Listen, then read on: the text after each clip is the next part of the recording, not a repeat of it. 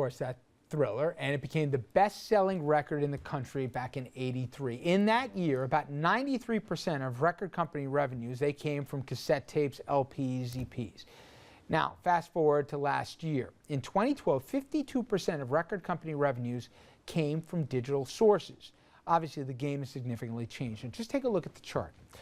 You're looking at overall music revenue per year. As you can see, music revenue increased with each new innovation, from cassettes to CDs. But then something changed. Apple's iTunes Music Store debuted in April of 2003. Now, as you can see here from that chart, I know there's a lot of colors. If you look at the blue, revenues, they started to fall, and not just a little, but it was a steep decline. And then there is the impact of illegal downloading. The Institute for Policy Innovation estimates that piracy causes huge losses for the U.S. economy.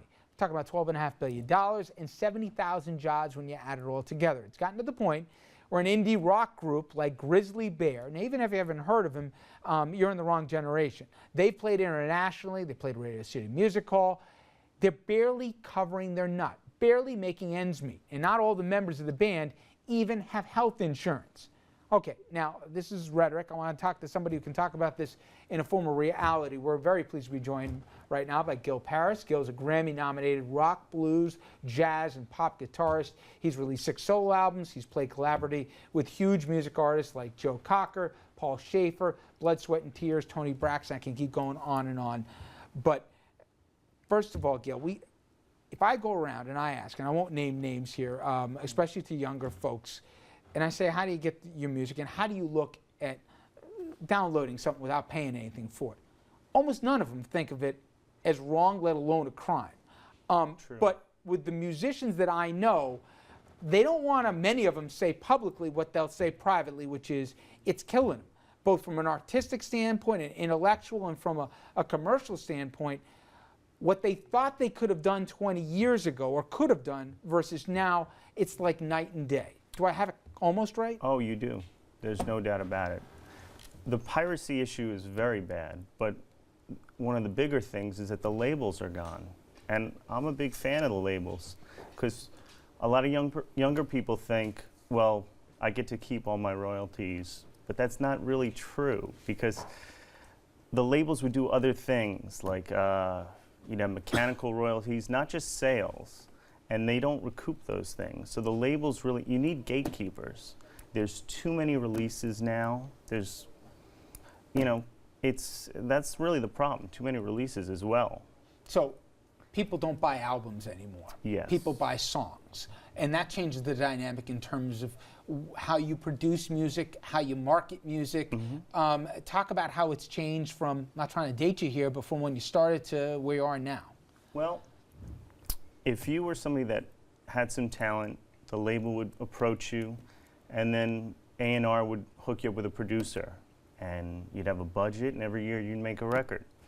Now that doesn't happen. Now it's you have to really do everything yourself, and that takes away from the time of creating, and it's very difficult. Now, I'll let Andrew make his argument more, but people have said, hey, you know what?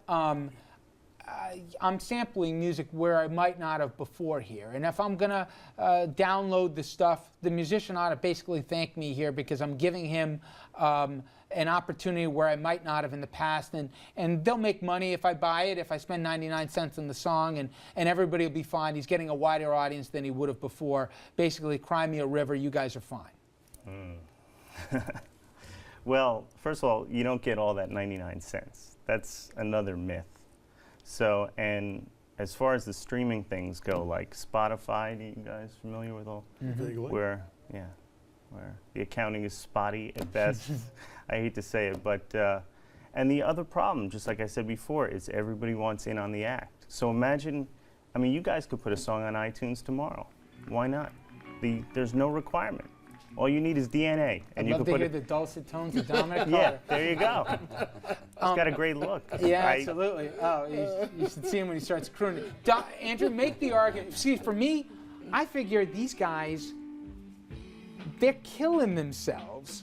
And we're at least, if we wrote a book and we sold it, that's our intellectual property. Why would somebody be able to rip it off the shelf and not pay me a dime for my work? First of all, I tend to view these things differently from established artists versus up-and-coming artists. But if I'm going to buy the next U2 album, I'm going to listen to it and see if if it's worth buying the whole thing. Back in the day when it was vinyl or cassette, you had to buy the whole thing if you wanted to buy one song. I'll listen to that, but maybe I don't want to give them my money. They seem like they're doing well enough already. Why buy it if you can just go to YouTube and the whole record's up there and just rip it on CD? Well, that's what I'm saying. But there have been other artists Did you through this feel process. bad at all when you take music they don't pay for? You know, it goes quickly because then I'm listening to the song. But for example, another example, I hadn't heard of the Avett Brothers before. And I heard them on YouTube and whatever, and I was like, this is really good, so I bought the album. And I actually paid the $7.99 or the $8.99 on iTunes to buy it, to give them my support because I hadn't heard from them because they weren't Cher. Cher doesn't need my money. Bruce Springsteen doesn't need money. You know what I mean? I'm able to, I guess, rationalize it that way. I know I'm not doing right, but I'm also saving money. Right. But how do you make it? See, I run up against it, and some people don't even spend the $7.99 on an album. What do you say to people to say it is theft? You know, you're taking something that you're not paying for. When I paid for all my music, and I still do now, right? Great. I mean, but what do you say to somebody else who says, no, it's not stealing? I'm saying, when does this copyright law kick in, guys? When? I mean, where is it? It's every time I find, I have a Google alert, and every day something comes up with my records for free. There's another, and I have some of them taken down, others I can't. All right, stay with us. We're going to take a break, and we're going to keep this conversation going on the other side. We'll be right back.